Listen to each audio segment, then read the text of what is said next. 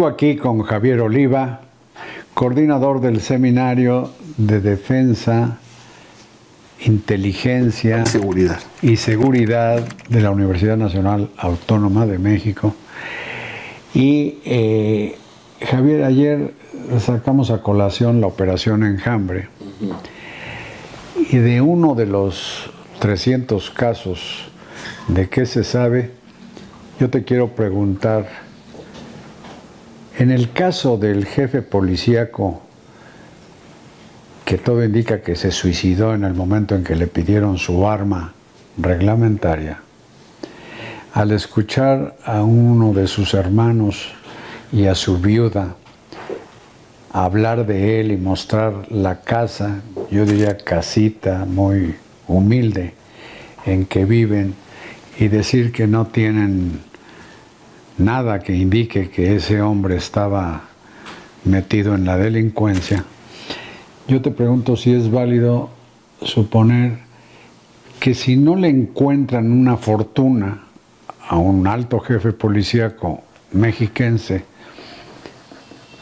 relacionada esa fortuna con la delincuencia organizada, pues quién sabe por qué motivo se habrá quitado la vida, con suerte por sola o mera dignidad. Porque si no se encuentra el dinero, pues entonces no había el delito de que se les acusa. Claro. En ese caso es muy probable, porque no se han logrado establecer los programas con la agilidad necesaria para que se presenten lo que se llaman los exámenes de control y confianza. Estos exámenes de control y confianza se aplican a todo aquel funcionario o funcionaria en las áreas de seguridad pública, en primera instancia. Uno de ellos tiene que ver la relación que hay entre el salario recibido en proporción a los bienes declarados.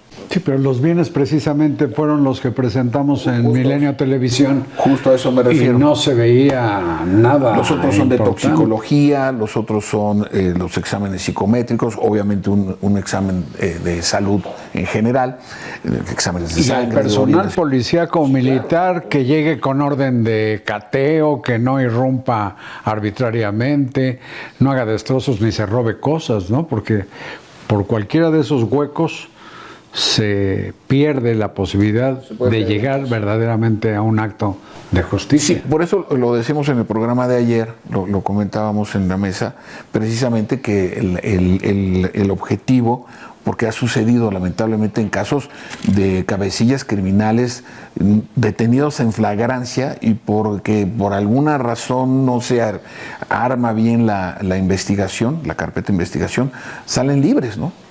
Entonces, aquí lo importante, y por eso es muy interesante la aprobación en la Cámara de Diputados de las nuevas facultades de la Secretaría de Seguridad, porque tiene ahora facultades de investigación. Ahora, esto es un dato muy importante también, Carlos, que es importante difundirlo. Todo el personal civil que permanecía en la Guardia Nacional, con fecha 30 de septiembre, causó baja. Secretaría de Seguridad. Y ahí van a estar pues están quienes vienen de las áreas de la policía científica, criminalistas, criminólogos, peritos, la policía científica, la policía cibernética y elementos que vienen formados desde la policía federal y que ahora van a estar incorporados, claro, con los procedimientos internos de los protocolos de control y confianza, los exámenes, van a estar incorporados, ¿no? Entonces, por eso insisto que hay una ruta razonablemente, ¿no? Hablando del asalto a la razón, ¿verdad? Hay una ruta razonablemente optimista en ese sentido, fundamentada. Y que sí marca una diferencia con desde lo luego, que padecimos durante casi 6 años. Por eso, entonces hablo déjame decirlo así, de los técnicos que llegan en términos de seguridad pública, ¿no? Y el acompañamiento jurídico desde el Poder Legislativo, donde, insisto, y hay que subrayarlo, fue votado por unanimidad. Sí. ¿No? Y eso me parece... Porque la seguridad es el principal problema que aqueja a la población.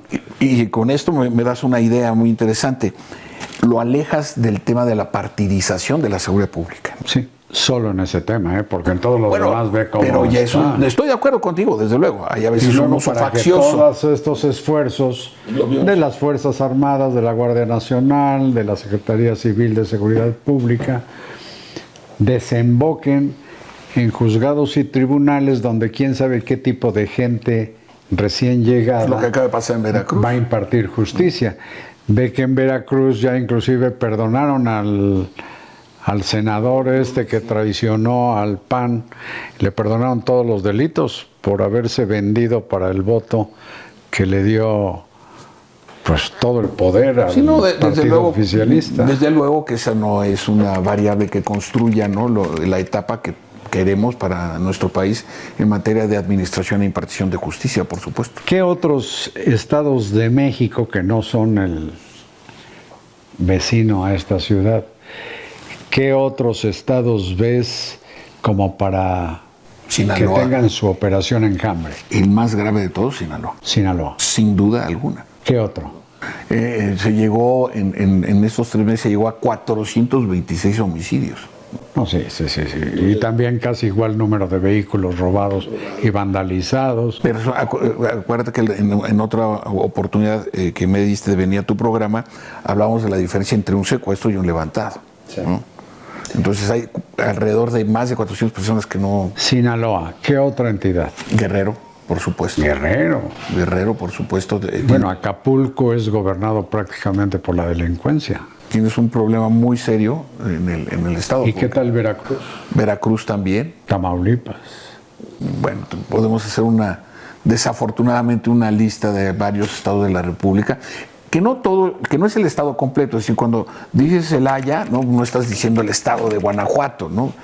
Sino que hay que, a veces me parece que algunos colegas generalizan por un Lo que pasa es que a veces la delincuencia está posesionada de los enclaves más importantes, por ejemplo la capital de Sinaloa, Culiacán, o por ejemplo Chilpancingo, capital de Guerrero. Colima capital, Acapulco, que le da de comer a casi todo el estado de Guerrero. Sí, entonces sí es importante hacer las precisiones porque sucede a varios colegas que por el hecho de que están 3 o 4 o 5 municipios indudablemente con altos niveles de conflictividad delictiva, generalizan todo el estado y eso lleva a una homogeneización que impide justamente precisar las medidas que requieren esos municipios. Y cada localidad y cada región tiene su propia característica, ¿no? No puede ser la misma receta y los mismos procedimientos. Que esa es una de las inercias que hemos vivido desde hace décadas, es decir, tenemos desconcentrada la representación política, es decir,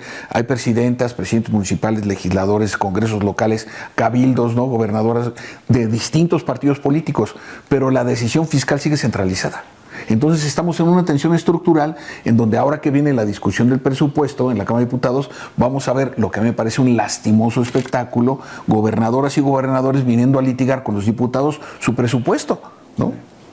Entonces eso naturalmente me parece, quizá es un poco precipitado lo que voy a decir, pero no creo, la seguridad pública o la inseguridad pública es una de las manifestaciones más visibles de esta tensión estructural del Estado mexicano entre la desconcentración de la decisión política y la concentración fiscal. A ver, Javier Oliva, en los días recientes el presidente de El Salvador, este hombre de apellido Bukele, dijo que no se trata de andar queriendo resolver las causas repartiendo dinero a los jóvenes. Las becas, por ejemplo, que se dan en México, pareció una alusión directa. Dijo, porque si les damos $3,000, la delincuencia les da 5,000. ¿De qué manera podemos competir con lo que paga la delincuencia para que no se vuelvan criminales los jóvenes? ¿Qué piensas de eso?